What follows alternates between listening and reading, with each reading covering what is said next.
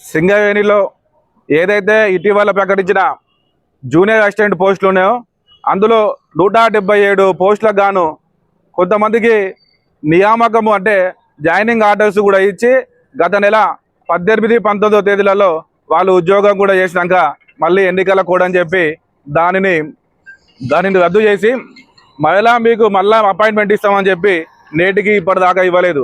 అదేవిధంగా సుమారు 450 మంది ఏదైతే వారసత్వ ఉద్యోగాల కోసం డిపెండెంట్ జాబ్ కోసం ఉన్నారో వాళ్ళకు కూడా కొంతమందికి బీటీసీలు అయిపోయి మెడికల్ అయిపోయి ఇంకా కొంతమందికి మెడికల్ కూడా కావాల్సి ఉంది.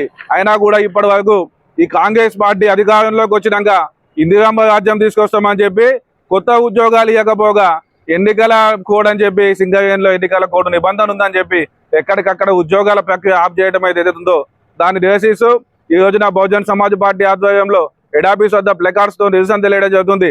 మేము ప్రభుత్వాన్ని ఒకటే డిమాండ్ చేస్తున్నాం, ఏదైతే సింగరేణిలో డిపెండెంట్ జాబ్ కోసం ఎదురు చూస్తున్న వాళ్ళు ఉన్నారో వాళ్ళందరికీ తక్షణమే విధుల్లోకి తీసుకోవాలి. అదేవిధంగా సింగరేణిలో జూనియర్ అసిస్టెంట్ పోస్టుల కోసం పరీక్షలు రాసి సెలెక్ట్ అయ్యి అపాయింట్మెంట్స్ కూడా తీసుకొని ఉన్న వాళ్ళు ఉన్నారో వాళ్ళని తక్షణమే విధుల్లోకి తీసుకోవాలి. అపాయింట్మెంట్స్ ఇచ్చి కూడా నెల దాటినా కూడా చాలా మంది నిరుద్యోగులు వేరే చిన్న చిన్న కంపెనీలలో బయట పనులు చేసుకుంటుంటే కూడా వాళ్ళ ఉద్యోగాలు రాజీనామా చేసి వచ్చి సింగరేణిలో జాయిన్ అయ్యి ఇక్కడున్న వాళ్ళు మనుగోకి భూపాలపల్లికి తదితర ప్రాంతాలకు పోయి అక్కడ అద్దె ఇల్లులు తీసుకొని వేలకు వేలు పెట్టి అక్కడ అద్దె ఇల్లులు తీసుకొని ఉంటే కూడా సింగరేణి యాజమాన్యం కనీసం కనికరించట్లేదు, ప్రభుత్వము స్పందించట్లేదు.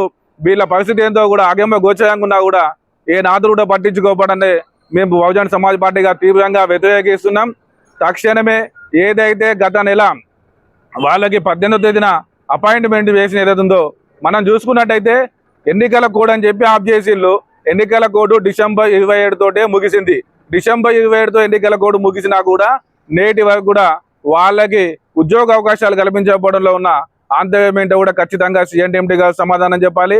ఈ జిల్లా వాసైన డిప్యూటీ సీఎం బట్టి విక్రమార్క కూడా సమాధానం చెప్పాలని చెప్పి కూడా మేము ప్రధానంగా డిమాండ్ చేస్తున్నాం. అదేవిధంగా ఈ నెల పైనుండి వాళ్ళకి ఏదైతే నష్టం జరిగిందో ఆ యొక్క నష్ట నివారణ చర్యలు కూడా సింగరేణి యాజమాన్యం తీసుకొని వాళ్ళకి గత నెల జీతాన్ని కూడా చెల్లించాలని చెప్పి కూడా మేము బహుజన్ సమాజ్ పార్టీగా డిమాండ్ చేస్తున్నాం. ఖచ్చితంగా వారం రోజులలో వాళ్ళ యొక్క నియామకాలు చేపట్టకపోతే పెద్ద ఎత్తున ఉద్యమం చేస్తామని చెప్పి ఈ సందర్భంగా నేను సింగరేణి యాజమాన్యాన్ని ప్రభుత్వాన్ని హెచ్చరిస్తున్నాను.